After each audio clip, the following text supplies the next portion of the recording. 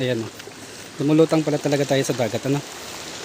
Kahit hindi ka nagkakampay, yan, automatic lulutang ka pala talaga.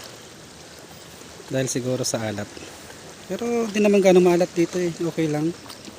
Kumpara sa ibang dagat na ang sakit sa mata. Pero dito hindi. Yan o. Huwag ka magkampay. Kahit di ka kumakampay, lulutang ka. Basta nakaibabaw. Siguro pag malaki ang tiyan,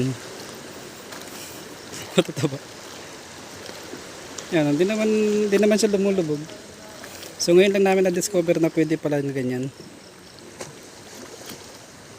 Yan, lulutang ka pala talaga kahit wala kang gamit na salbabida.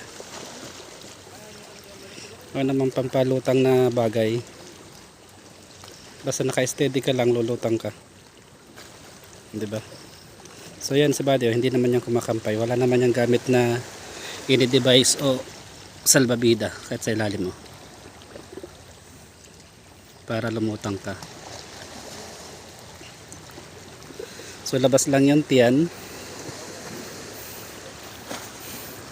Siguro pag malaki ang tiyan, lumulutang ka talaga.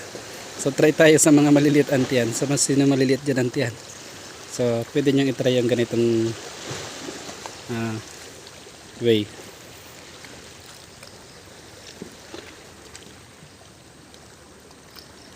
Yan.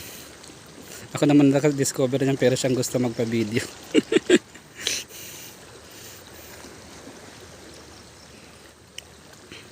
Yan, maghapon na siguro around 5 PM na. Yan. So medyo makulimlim kaya di natin makita yung sunset. Maganda sana yung sunset dito. Kaso may tahob ng ulap.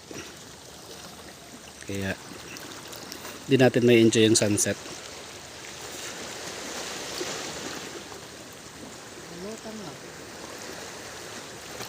Okay na.